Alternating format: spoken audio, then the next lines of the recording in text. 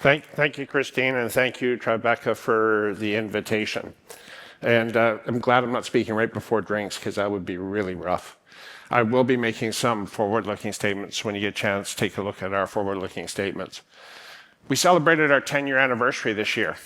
10 years in Ecuador, and I can remember doing financing with Lucas 10 years ago and everyone telling us how stupid we were to be going into Ecuador. Lucas had that vision, and now I want to tell you the story about the last 10 years, but also how bright the future is. This past year, we showed that Fruta del Norte is a Tier 1 asset. We produced over 500,000 ounces of gold. And it's an underground operation situated in southeast Ecuador. In 2024, we beat our guidance. We achieved our cost guidance. We're one of the few pure gold mines that is producing at less than $1,000 an ounce. Safety, room for improvement. This is one area my team knows that I'm not very happy about, but up to prior to this point, we had some of the lowest or the best safety statistics in the industry. And even though I'm not happy with these rates here are still some of the lowest in the industry. And remember, Ecuador did not have mining. Mining is new to Ecuador. So this has been a part we've really been focused on.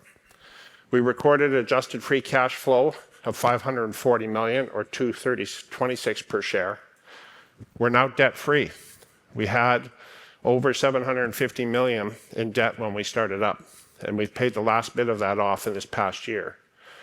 We've now tripled our dividend. Our first dividend was in 2022. Last year, midway through the year, after we paid off the debt, we took that same cash and said, okay, let's start giving it back to shareholders. And then as the year continued to progress, we then increased it again to 30 cents per share. We've just done our second expansion of the plant. So originally we were 3,500 ton per day. Now we're at 5,000 ton per day, and also improving our recovery. And we're on track for 2023, and I'll talk a little bit about the guidance and the resources and how the future is still very bright for Lundin Gold and for our shareholders with our exploration potential. When we acquired the asset, we acquired not only Fruta del Norte mine, but also a land package of approximately just over 64,000 hectares. Fruta del Norte was found very quickly. Aurelian, then Kinross, then us focused on it. There's been essentially almost no work in what's considered to be one of the most prospective parts of the world for epithermal gold deposits. I mentioned our all-in cost at $875, puts us in the lower quartile. The ones you see to the right of us are the ones that tend to be copper as well, so they got a copper byproduct credit. And you can see here how our AISC broke down. Our first year of operation, we produced our first gold in November 2019. First 6 months of 2020, 3 of those months we were shut down due to COVID. Essentially, the country shut down.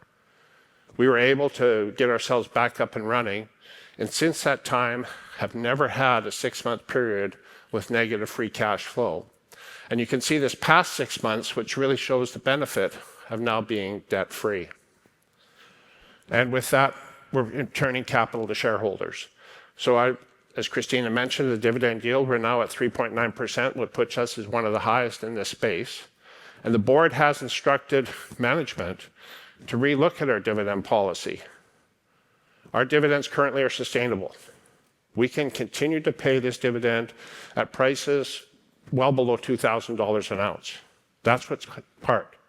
Now what we want to see is what more can we do? So when we say review dividend policy, it's not a case of relooking at it to bring it down. It's what more can we do? But the future is still extremely bright.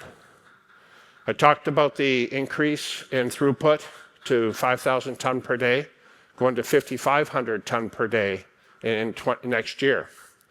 There were 2 parts to this expansion. It was about a 40 million expansion. It was also to improve our recoveries. That was one area that we needed to do some more work. We put in some new technology, and our recoveries are already, we're seeing those improvements, and we're already operating at 5,000 ton per day. Here's our guidance for the next 3 years. It's at 500,000 ounces per year at sub 1,000 all-in sustaining cost. So what I like about it's not too hard to do the math right now at plus $3,000 gold, we're generating margins in excess of $2,000 per ounce. We've carried on a lot of exploration over the last few years in terms of our conversion and near mine, and we've carried out a conversion drilling program, and we've now been able to, our resources and our reserves are higher than they were when we actually did the feasibility study back in 2016. Our reserves, we've replaced the 2.4 million ounces that we've mined with 3.2 million ounces, just about 3.2 million ounces of new reserves. So again, our reserves are higher than they were when we did the feasibility study back in 2016. But the future, we just barely scratched the surface. This is just a graphic showing that 60,000 hectare land position that I was talking about. Fruta del Norte was found by Aurelian in 2006. Kinross acquired it in 2008. We started our near mine program in 2022. So all the drilling, all the exploration is focused on that little postage stamp on this very large land package. It's only this year with our regional program, we're actually going to start putting geologists, doing some airborne geophysics with the goal of identifying and putting forward some new drill targets in that very large region to the west of Fruta del Norte. But it's our near mine program that's really been the story to our success. This graphic shows really good history. The original drilling done way back in the early 2000s was actually done by Climax. Aurelian put this together in 2005, discovered in 2006, Fruta del Norte. You can see they focused on it. Then Kinross did conversion drilling, and then we acquired it in 2014. We did a little bit of exploration, but really had to focus on construction.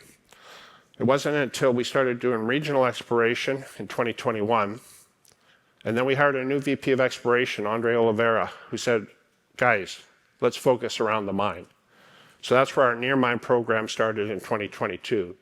And you can see that last year we drilled just over 80,000 meters, the largest drill program ever around essentially that area.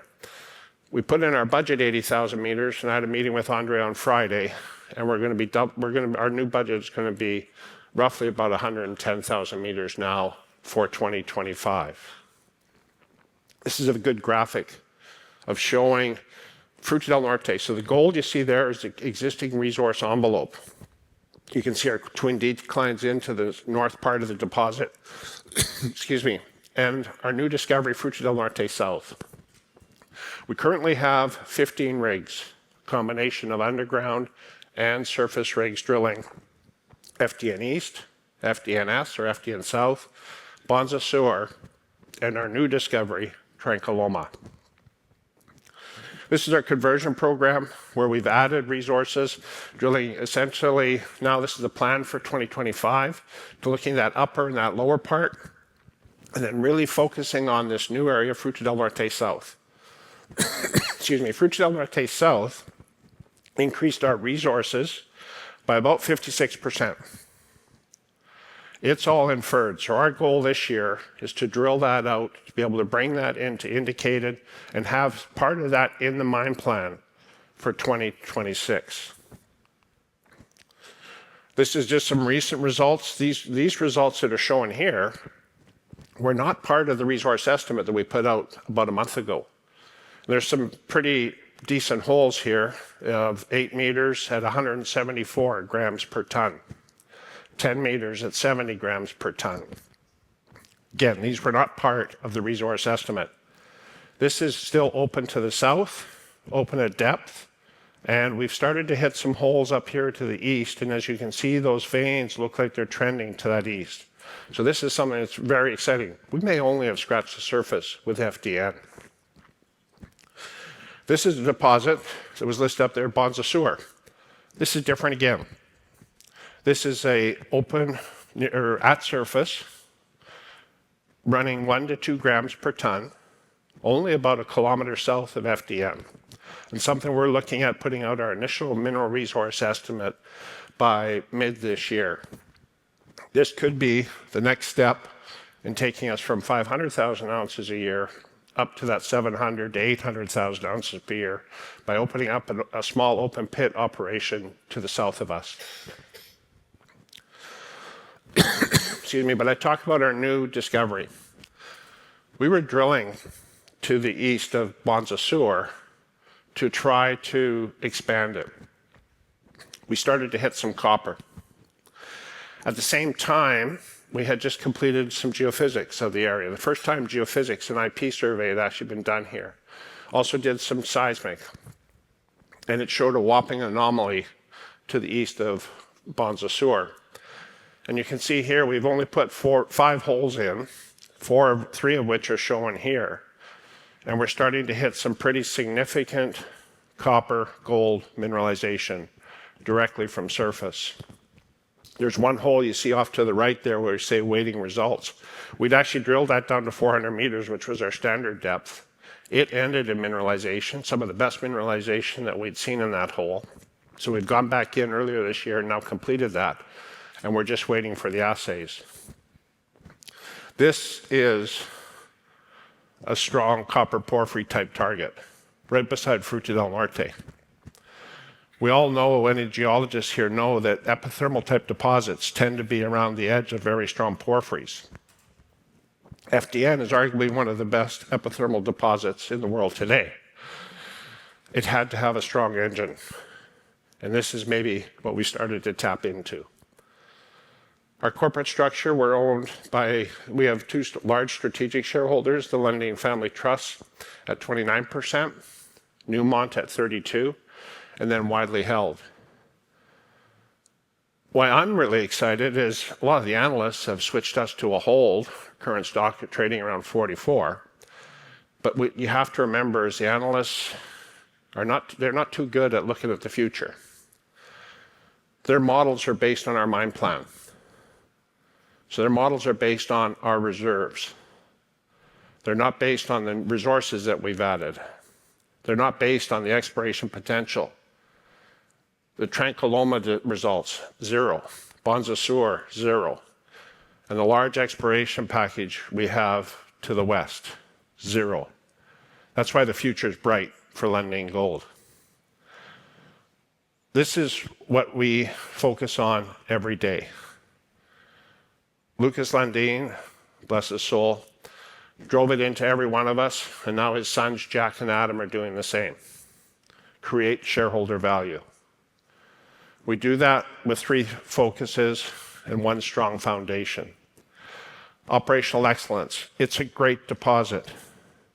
We can't allow ourselves to fall into that trap of great grades make lazy miners. Our team continue to focus on ways to reduce our costs and increase our throughput.